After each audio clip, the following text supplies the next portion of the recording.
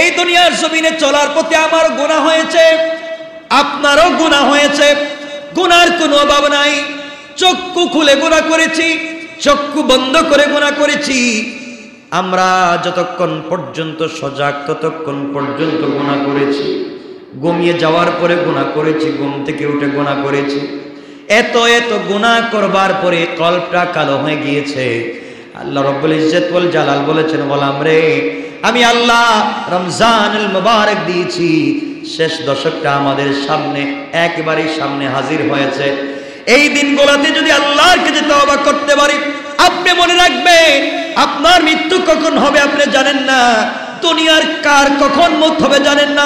দাদা জীবিত, নাতি মারা গিয়েছে, বাবা জীবিত, সন্তান মারা গিয়েছে। কে কখন মারা যাবেন কেউ জানে না। আপনি হয়তো 5 বছর থেকে গ্রামে যান না, এবার বাবাকে টেলিফোন করে বলেছেন, আব্বা যান, এবার 5 বছর পরে কিন্তু বাড়িতে আসতেছি বাবা, তোমাদের সঙ্গে ঈদ করব, তোমাদের ঈদের জামা কাপড় আমি ঢাকা থেকে নিয়ে আসতেছি। এইভাবে অনেকেই তো যেতে চায়, কিন্তু রাস্তা পর্যন্ত যায়, বাড়ি পর্যন্ত যায় না। এর আগেই তো বহুতের মৌত চলে আসে। এই জন্যে মৌত কখন চলে আসে? মৃত্যুর আগে আগে, কবরে যাওয়ার আগে আগে আল্লাহকে চিনে যাওয়া লাগবে। আল্লাহ বলেছেন, গোলাম রে, গোটা জিন্দেগি ভর গুনাহ করবার পরে কেউ কাউকে 16 আনা খুশি করতে পারবে না। তুমি তোমার স্ত্রীকে 16 আনা খুশি করতে পারবে না। তুমি তোমার মা বাপকে 16 আনা সন্তুষ্ট করতে পারবে না। তুমি তোমার সন্তানগুলাকে 16 আনা সন্তুষ্ট করতে পারবে না। স্ত্রীকে যদি সম্পত্তি লিখে দাও তাও সন্তুষ্ট করতে পারবে না। ও বলবে আপনি আমাকে ঠিক মতো দেন নাই। ছেলেদেরকে পড়াইয়া বড় বড় শিক্ষিত ডিগ্রিধারী বানানোর পরে গোটা সম্পত্তি সন্তানদেরকে লিখে দেওয়ার পরেও আপনি খুশি করতে পারবেন না। ভাই বোনদের জন্য সারা জীবন গাদার মতো খাটুনি দিয়ে কাটবেন, সন্তুষ্ট করতে পারবেন না। আল্লাহ বলেছেন, গোলাম রে, গোটা দুনিয়ার মানুষকে তুই সম্পত্তি দিলে, জীবন ভর দেওয়ার পরে সন্তুষ্ট করতে পারলে না, আর গুনাহ করে আমি আল্লাহর কদমে একটা বার সিজদায় পড়ে সুবহান রাব্বিয়াল আলা বলে যদি ডাক দাও, আমি আল্লাহ সাথে সাথে বান্দার উপরে খুশি হয়ে যায়। এই জন্য 4 শর্ত মেনে তওবা করেন। 4টা শর্ত মেনে আল্লাহর কাছে তওবা করেন। আল্লাহ বলেছেন গুনাহ মাফ করে দিবেন। 1 নম্বরে হচ্ছে অতীতের সবগুলা যতগুলা গুনাহ হয়েছে তার জন্য মনে প্রাণে অনুতাপ করতে হবে। সত্যি আমি অন্যায় করে ফেলেছি, আমার ভুল হয়ে গিয়েছে, আমি আর মাফ, আর যদি আমার মাফ না হয় তাহলে আমার কঠিন শাস্তি হবে, আমি সহ্য করতে পারবো না। গোটা জিন্দেগির গুনার উপরে অনুতপ্ত হয়ে আল্লাহর কাছে মাফ চাইতে হবে। আল্লাহ বলেছেন গুনার জন্য অনুতপ্ত না হয় শুধু মুখে মুখে তওবা করলাম, আস্তাগফিরুল্লাহ, মাফ করো বললে মাফ হবে না। গোটা জিন্দেগির গুনার উপরে যারা অনুতপ্ত হয়ে যায়, আল্লাহ বলেছেন তাদেরকে আমি মাফ করে দেই। 1 নম্বর গুনার উপরে অনুতপ্ত হতে হবে। 2 নম্বর, যে গুনাহ হয়েছে, যে গুনাহ থেকে আপনি তওবা করতেছেন, এই গুনাহ এখনই ছেড়ে দিতে হবে। গুনাহ জারি রেখে তওবা করলে মাফ হবে না। এই জন্য যে গুনাহ থেকে আপনি তওবা করতেছেন, এই গুনাহ সাথে সাথে ছেড়ে দিতে হবে। 3 নম্বর, আল্লাহর কাছে পাক্কা ওয়াদা করতে হবে আগামীতে আর গুনাহ করব না। বলেন গুনাহ করব না। আরো জোরে বলেন গুনাহ করব না। 4 নম্বরে হচ্ছে গুনাহ যদি কোনো বান্দার হক নষ্ট হয়ে থাকে, বান্দার কাছে মাফ চেয়ে নেন, তার হক ফিরিয়ে দেন। আল্লাহর হক হলে আল্লাহকে দিয়ে দেন। এই 4 শর্ত। 1 নাম্বার, নিজের জিন্দেগির গুনার উপরে অনুতপ্ত হওয়া লাগবে, মুখে বললে হবে না, অনুতপ্ত হওয়া লাগবে। 2 নাম্বার, যে গুনাহ থেকে তওবা করবে গুনাহ ছেড়ে দিতে হবে, জারি রাখা যাবে না। 3 নাম্বার হলো পাক্কা ওয়াদা করতে হবে আগামীতে এই গুনাহ করব না। 4 নাম্বার হলো এই গুনাহ যদি কোনো বান্দার হক হয় তাকে ফিরিয়ে দিতে হবে, আল্লাহর হক হলে আল্লাহকে দিতে হবে।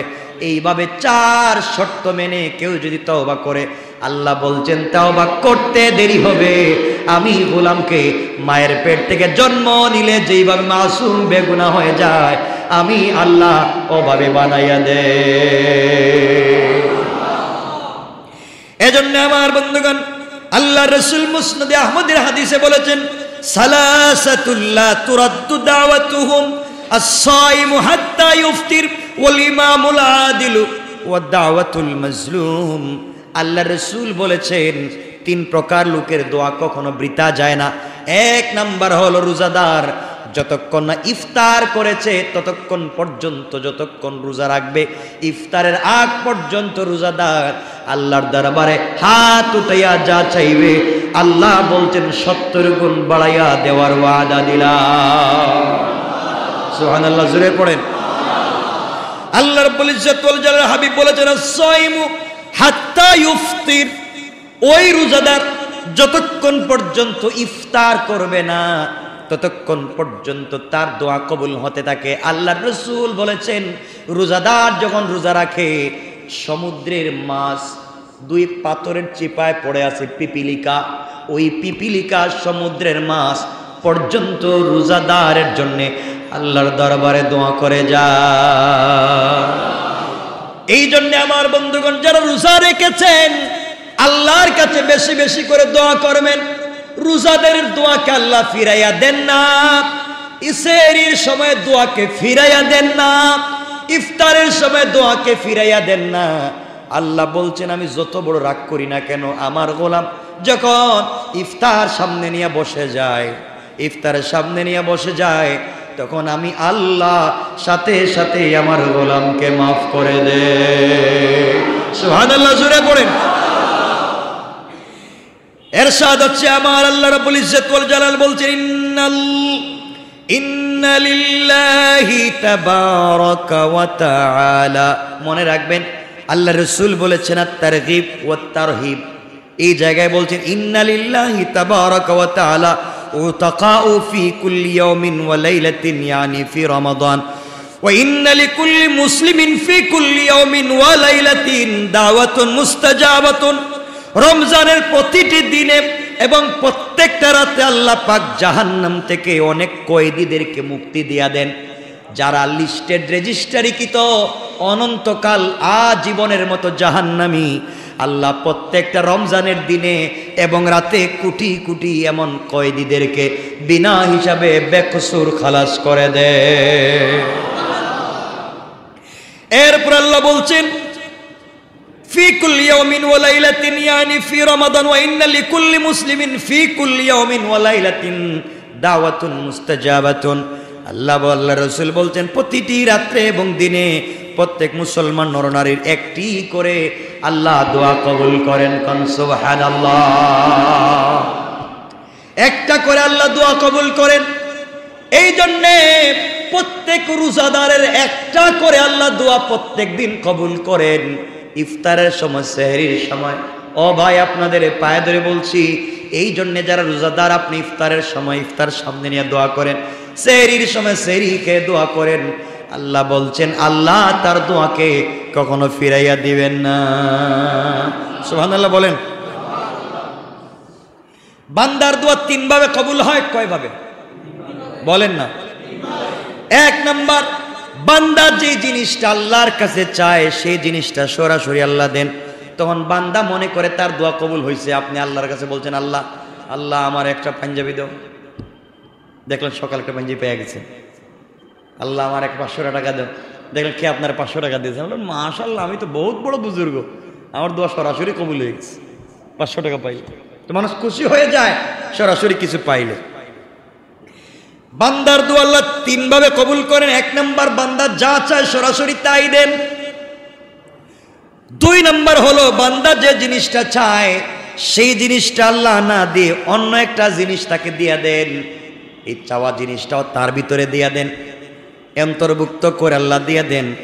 যেমন একজন ব্যক্তি আপনার কাছে এসে বলছে হুজুর আমাকে 100টা টাকা দেন, আজকে আমি ইফতার করতে পারি নাই, ভাই আমাকে 100টা টাকা দেন, সেহরিতে নাই। আপনি বলেন আপনার নাম ঠিকানা জানলেন, জানার পড়লে তাকে 100 টাকা দিলেন না, না দিয়া পকেট থেকে কাগজ বের করে কলম দিয়ে কি যেন লিখলেন, কাগজটা লিখে তার হাতে দিয়া বলুন ওটা নিয়ে চলে যাও। ওই লোকটা যদি মূর্খ হয় বলবে আমি চাইলাম 100 টাকা, আমারে দিল কাগজ। কি বলেন? ফালাই দিব না পকেটে রাখবো? হ্যাঁ, চাইলাম 100 টাকা, আমারে দিছে কাগজ, ফালাই দিব। আর যদি শিক্ষিত হয় তাহলে এখানে লেখা দেখবে, লেখা আছে এই পাশের দোকানের বল্টু আমি একজন লোককে একটা কাগজ দিয়ে পাঠাইতেছি, ওই কাগজটা তোর কাছে রাইখা দে, এবং প্রত্যেক মাসের 1 তারিখে ওর পুরা মাসের খরচটা তার ঘরে পৌঁছায় দেয়। শিক্ষিত যদি লোক হয় তাহলে দেখবো চাইলাম 100 টাকা, পাইলাম পুরা মাসের খরচ, চাইলাম ছুটো, পাইলাম। সুবহানাল্লাহ বলেন না, আরো জোরে বলেন না সুবহানাল্লাহ। যে জিনিসটা চাইলো এই জিনিসটা কি তার ভিতরে আছে না নাই? কিছু বলেন না কেন? এর একটা জ্বলন্ত প্রমাণ দিয়ে আমরা আলোচনাকে সংক্ষেপ করব। মুসলমান বন্ধুগণ, গভীর মনোযোগ। আল্লাহর পয়গম্বর মুসা আলাইহিস সালাতু ওয়াস সালাম যখন তিনি মাদাইন থেকে শুআয়ব পয়গম্বরের মেয়ে সাফুরাকে বিয়ে করে বাড়িতে নিয়ে আসতেছেন, আবার তিনি চলে আসতেছেন মিশরে, বাড়িতে আসবেন। দীর্ঘদিন তিনি মাদিয়ান অথবা মাদাইনে শুআয়ব পয়গম্বরের মেয়ে সাফুরাকে বিয়ে করেছিলেন। ওখানে থাকবার পরে স্ত্রী বাচ্চা নিয়ে বাড়িতে আসতেছেন। স্ত্রী ছিলেন প্রেগনেন্ট, প্রসূতি। এই স্ত্রীকে নিয়ে রাস্তায় আসার প্রতি প্রচন্ড শীতের মধ্যে হাড় কাঁপানো ঠান্ডার মধ্যে পড়ে গেলেন। মুসা আলাইহিস সালাম আল্লাহর কাছে দোয়া করতে লাগলেন, আল্লাহ তাআলা, গভীর রাত্র 10-15 বছর পরে নিজের বাড়িতে যাই, রাস্তাও চিনি না, রাস্তা ভুলে গিয়েছি, অন্ধকার রাত্র, অনেক কুয়াশা পড়েছে, অনেক ঠান্ডা পড়েছে, রাত্র রাস্তা চিনি না, আমার বাচ্চারা ঠান্ডায় মরে যায়, আমার স্ত্রী প্রসূতি, আয় আল্লাহ তাআলা, আমার ছোট্ট বাচ্চা মাত্র জন্ম নিয়েছে, বাচ্চাটা মরে যাচ্ছে ঠান্ডায়, স্ত্রীও মরে যাচ্ছে, রাস্তাও চিনি না, আগুন পোহাবার মতো, থাপ দেওয়ার মতো কোনো আগুনও পাই না, আয় আল্লাহ আমি কোথায় যাব? আল্লাহর কাছে আগুনের জন্য মুসা পয়গম্বর দোয়া করতে লাগলেন। রাস্তার মধ্যে দোয়া করতে করতে হাত নামাইয়া আগুনের জন্য অপেক্ষা করলেন। হঠাৎ করে সামনের দিকে তাকাইয়া দেখেন জল জল করে আগুন জ্বলে। চিন্তা করলেন সামনে গেলে হয়তো আগুন পাবো, নচেত যিনি আগুন জ্বালাইছেন কোনো প্রতীককে পাবো, তার মাধ্যমে রাস্তার অরিজিনাল পথ জেনে নেব। এই জন্য মুসা আলাইহিস সালাম সদ্য প্রসূত বাচ্চা এবং স্ত্রীকে রেখে, সন্তানদেরকে রেখে বললেন, তোমরা ওই জায়গায় বিশ্রাম করো, সামনে দেখতেছি আগুন জ্বলে, আগুন আমি নিয়ে আসি, আগুনের কাছে গেলে কোনো পথ প্রদর্শক পেতে পারি, তার কাছ থেকে রাস্তাও জেনে নিব, আগুনও নিয়ে আসবো। হযরত মুসা আলাইহিস সালাম আগুনের জন্য রাস্তা দিয়ে হাঁটতে লাগলেন স্ত্রীকে রেখে। ঠান্ডার সময় আগুনের প্রয়োজন আছে না নাই? আজ ঠান্ডার সময় বাচ্চাকে তাপ দিতে হবে, স্ত্রীকে আগুন পোহাতে হবে, এই জন্য তিনি আগুনের জন্য রাস্তা দিয়ে যান। কিছু দূর যাওয়ার পরে তিনি যখন তুরে সায়না, তুর পাহাড়ের কাছে পৌঁছে গেলেন, ওখানে গিয়ে দেখেন পাহাড়ের উপরে আগুন জ্বলতেছে। আগুন জ্বলতেছে, তিনি মনে করলেন নিশ্চয় আগুন যেহেতু জ্বলে, আগুন জ্বালানেওয়ালা একজন আছে না নাই? জোরে বলেন, আছে না নাই? তিনি চিন্তা করেন এখানে কোনো লোক আছে, তার কাছে গেলে আমি আগুন নিয়ে আসতে পারবো, রাস্তাও খুঁজে পাবো। পাহাড়ের উপরে উঠতে লাগলেন। উপরে উঠার কাছাকাছি গিয়ে দেখেন কাঁচা গাছের কাঁচা পাতায় আগুন জ্বলে, কিন্তু পাতা জ্বলে না। সুবহানাল্লাহ, একটু জোরে পড়েন। মুসা আলাইহিস সালাম আশ্চর্য হয়ে বললেন, আমি তো আগুন নিতে আসছি, কাঁচা গাছে আগুন জ্বলে, পাতা জ্বলে না। ওখানে গিয়ে আগুন আনতে গেলেন। যাওয়ার পরে তিনি যখন আগুন আনার জন্য হাত দিবেন, আওয়াজ হলো 20 নম্বর সূরা তাহার 11 থেকে 14 নম্বর আয়াতে আল্লাহ বলছেন, আমার আল্লাহ বলেন, ফালাম্মা তাহানু দিয়া ইয়া মুসা ইন্নী আনা রাব্বুকা ফাখলা'না আলাইকা ইন্নাকা বিল ওয়াদিল মুকদ্দাসি তুওয়া ওয়া আনা اخترتুকা ফাসতামি' লিমা ইউহা ইন্নানী আনা আল্লাহ।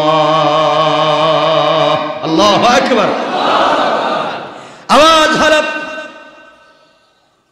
হযরত মুসা যখন আগুনের কাছে পৌঁছে গেলেন, আওয়াজ হলো, তাকে কে যেন আগুনের ভিতর থেকে ডাক দিয়ে বলছে, হে মুসা, ইন্নী আনা রাব্বুক, আমি তোমার রব। সুতরাং তুমি যে আগুনের জন্য এসেছো, আমি তোমার রব, তোমাকে বলছি ফাখলা'না আলাইকা, তুমি তোমার পায়ের জুতা খোলো, জুতা খুলে তুরে সায়না ইন্নাকা বিল ওয়াদিল মুকাদ্দাসে তোয়া, এটা পবিত্র পাহাড়, জুতা খুলে এখানে উঠো। মুসা পাদুকা খুলে জুতা খুলে এখানে আসো, কারণ তুমি পবিত্র উপত্যকায় এসেছো। আর এই মুহূর্তে ও আনাখতারতুকা ফাস্তামি লিমা ইউহা, মনোযোগ দিয়া শোনো রে মুসা, তুমি আসছিলা দুনিয়ার আগুন নিতে, আর আমি আল্লাহ তোমাকে ওয়াহির মতো আগুন দিয়ে দিলাম। সুবহানাল্লাহ, জোরে পড়েন। মুসা গেছেন দুনিয়ার আগুন আনতে, পাইছেন নবুয়ত। ছোট জিনিস চাইছেন, পাইছেন কি? আল্লাহর কাছে দোয়া করলে আল্লাহ বড় জিনিসও দিতে পারে। মুসা আলাইহিস সালাম আশ্চর্য হয়ে গেলেন,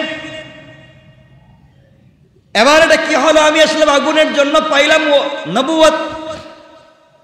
এবার আল্লাহ ডাক দিয়া বলছেন, ইন্নানি আনাল্লাহ লা ইলাহা ইল্লা আনা ফা'বুদনি ওয়া আকিমিস সালাতা লিযিকরি। ও মুসা, এখন যাও, যাও এখান থেকে, আমি আল্লাহ ব্যতীত আর কোনো উপাস্য নাই, অতএব আজকের থেকে আমার ইবাদত শুরু করে দাও। সুবহানাল্লাহ।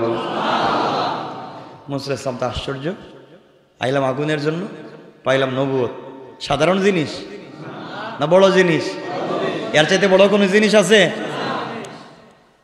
আল্লাহ এবার বলেন, মুসা এখানে আর কথা বলবো না। আল্লাহ বলেন, মুসা আইলা তো আগুন নিতে, দিলাম তো নবুয়ত, তোমার হাতে এটা কি, এত লম্বা, এটা কি নিয়ে রাখছো? আল্লাহ এটা তো লাঠি। লাগানামি, এটা দিয়ে কি করো? আল্লাহ এটা দিয়ে আমি ভোর দিয়ে হাঁটি, গাছ থেকে পাতা পাড়ি আর বকরিরে খাওয়াই। আল্লাহ বলেন এই কাজ? আল্লাহ আরো বহুত কাজ আছে, এগুলো আপনি বুঝবেন না। সুবহানাল্লাহ বলেন, বহুত কাজ আছে, ওগুলো আপনি বুঝবেন না। আল্লাহ আমি বুঝবো না? আল্লাহ লাঠি তো আমার, এই লাঠিটা আমার, এই লাঠি দিয়া ভোর দিয়া হাঁটি, উল্টা পাল্টা কেউ করলে সাইজও করে, রাস্তাঘাটে যদি সাপ বিচ্ছু আমাকে আঘাত করে তাদেরকেও পিটাই, আর গাছ থেকে পাতা এনে বকরিরেও খাওয়াই, আরো বহুত কাজ আছে, আপনি বুঝবেন না? আল্লাহকে আমি বুঝবো না? হ্যাঁ। আল্লাহ বলেন আরো বহুত কাজ আছে যেটা তুমিও বুঝো না। আল্লাহ তাহলে আমি কি করবো? মুসা লাঠিটা হাতে নিয়ে দাঁড়াই আছো কেন? আমার এখানে আসছো, লাঠিটা একটু রাখো না মাটিতে। তাহলে থাক না আমার হাতে, রাখো না একটু মাটিতে। এই লাঠিটা কতদিন থেকে তোমার হাতে? বছর তো 5-7 বছর থেকে লাঠি দিয়া আমি পাবলিকের বহুত পিটাইছি, এরপরে লাঠি দিয়া বকরির পাতা পেড়ে খাওয়াইছি। আল্লাহ বলেন তাহলে লাঠিটা খুব চিনো মনে হয়? চিনি মানে কি? সব সময় আমার সাথে থাকে। আল্লাহ বলেন লাঠিটা রাখো না মাটিতে। মুসা আলাইহিস সালাম লাঠি রাখছেন, সাথে সাথে অজগর সাপ হয়ে গেছে। সুবহানাল্লাহ বলেন। মুসা বলছেন আল্লাহ এটা কি? আমার লাঠি দেখি সাপ। আল্লাহ বলেন তুমি না বলছো সবকিছু আমি জানি না? আমিও তো বলছি লাঠিতে অনেক কিছু আছে যেটা তুমিও জানো না, তোমার লাঠি তুমি ধরো। আল্লাহ এটা তো সাপ। মুসা তুমি না বহুত গরম পাবলিক, বহুত গরম মানুষ, মত থাপ্পড় দিয়ে মানুষ মেরে ফেলা, লাঠি ধরো। আল্লাহ এটা তো অজগর, ধরলে তো খাইবে। আল্লাহ মুখে ধরো। ও আল্লাহ আমি তো লেজেই ধরতে পারতেছি না। আর আপনি বলতেছেন মুখে ধরো, আমি তো লেজেই ধরো সাহস পাইতেছি না। আল্লাহ বলেন মুসা, যে আল্লাহ তোমার নবুয়ত দিছি, এই আল্লাহ তোমাকে এই সাপ দিয়ে খাওয়াবো না, তুমি একটু মুখে ধরো। আল্লাহ আমি কি ধরবো? সত্যি বলতেছেন তো? সত্যি বলতেছেন ধরবো তো? আল্লাহ তো মুখে ধরো না। মুসা আলাইহিস সালাম সাহস করে সাপের মুখে ধরছেন, ধরে দেখে তার লাঠি। মুসা আলাইহিস সালাম আশ্চর্য, আল্লাহ কি ব্যাপার? আমার লাঠি সাপ, আমার সাপ আবার লাঠি, আল্লাহ এগুলা কি? আল্লাহ বলেন মুসা এটাই হচ্ছে তোমার মুআজিজা। বলেন সুবহানাল্লাহ। ফেরাউন যত ধরনের জাদু দিয়া তোমাকে ধ্বংস করতে চাইবে, আমার দ্বীনকে নষ্ট করতে চাইবে, তার 1 কোটি জাদুর সাপের সামনে তোমার হাতে লাঠি ছেড়ে দিবা, সব জাদু ধ্বংস হয়ে যাবে। সুবহানাল্লাহ। চাইলেন আগুন, পাইলেন কত কিছু। মুসা বলছেন আল্লাহ এখন যাই। আল্লাহ বলছেন মুসা এই ডাইন হাত কেমন? আল্লাহ এটা তো ঠিক আছে, হাত তো আমার। কয় হাত ঠিক আছে তো? ঠিক আছে। হাতটা বগলের নিচে দাও। মুসা আলাইহিস সালাম হাত বগলের নিচে দিচ্ছে। কয় এখন বাইর করো। মুসা আলাইহিস সালাম বাইর করছে, দেখ 10 ব্যাটারি লাইট হয়ে গেছে, আলোকিত হয়ে গেছে। সুবহানাল্লাহ বলেন না? বিশাল আলো। আল্লাহর কাছে বলছে আল্লাহ এটা কি? তুমি না চাইছিলা রাস্তা চিনো না, রাস্তাঘাট অন্ধকার, এ তো আলো দিলাম, তুমি এটা নিয়ে যাও তোমার নবুয়ত। এই আলো পাইছো, এখন রাস্তাও পাইবা, এই আলো দিয়ে তোমার স্ত্রীরেও আগুন তাপ পোহাতে পারবে, তোমার বাচ্চারাও পোহাতে পারবে, গরম থেকেও বাঁচতে পারবে। আর এই দুইটা জিনিস দিয়া তুমি উম্মত গুলাকে দিনের দাওয়াত দিতে পারবে। মুসা আলাইহিস সালাম আল্লাহর কাছে চাইলেন কি? পাইলেন কি? নবুয়ত আর মুআজিজা। সুবহানাল্লাহ বলেন। কয়টা বলছি? এক নম্বর, যে জিনিস সরাসরি চাই সেটা সরাসরি পাই। দুই নম্বর, যেটা চাইলাম সেটা না পাইও অন্য জিনিস পাইলাম, এর ভিতরে চাওয়া জিনিসটাও থাকে। তিন নম্বর, যা আল্লাহর কাছে চাই তা আল্লাহ সরাসরিও দেয় না, ছোট বড় কোনো জিনিসও দেয় না। এই দোয়াটাকে আল্লাহ রিজার্ভ করে রেখে দেন জান্নাতে কিয়ামতের দিনের জন্য। সুবহানাল্লাহ। বনি আদম মুমিন যত দোয়া করে আল্লাহ একটা দোয়াকে ফিরিয়ে দেন না, তার সব দোয়াকে কবুল করে নেন। আর সব এই দোয়াগুলাকে আল্লাহ রেখে দেন কিয়ামতের দিনে তার মর্যাদা বাড়াবার জন্য। সবগুলা দোয়ার বিনিময়ে আল্লাহ জান্নাতে দিতে থাকেন। পড়েন সুবহানাল্লাহ। এজন্য জান্নাত হচ্ছে আল জান্নাতু কিয়ান। জান্নাত হচ্ছে খোলা একটা মাঠ, খালি ময়দান।